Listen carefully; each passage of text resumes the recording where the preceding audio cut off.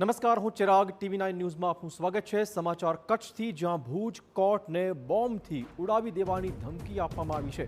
ભુજ કોર્ટના જજને ઈમેલ દ્વારા આ ધમકી આપવામાં આવી।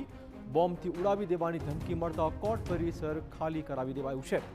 પશ્ચિમ કચ્છ પોલીસ અધિકારીનો કાફલો ઘટના સ્થળે પહોંચી ચૂક્યો છે। બોમ્બ સ્ક્વોડ, ડોગ સ્ક્વોડ સહિતની ટીમ દ્વારા હાલમાં પરિસરમાં ચેકિંગ શરૂ કરાયું છે।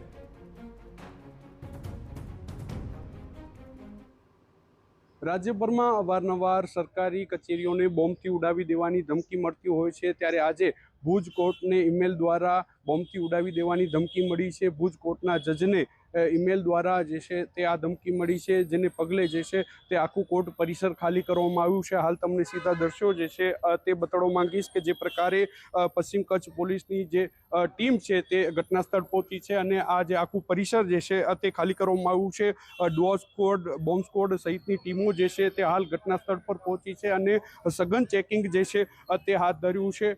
જે પ્રકારે જે છે આ બોમ્બથી ઉડાવી દેવાની ધમકી મળી છે, તેને લઈને જે છે તે પશ્ચિમ પોલીસ એક્શનમાં આવી છે અને સઘન ચેકિંગ હાથ ધરી છે। નીતિન ગરવા, TV9 કચ્છ।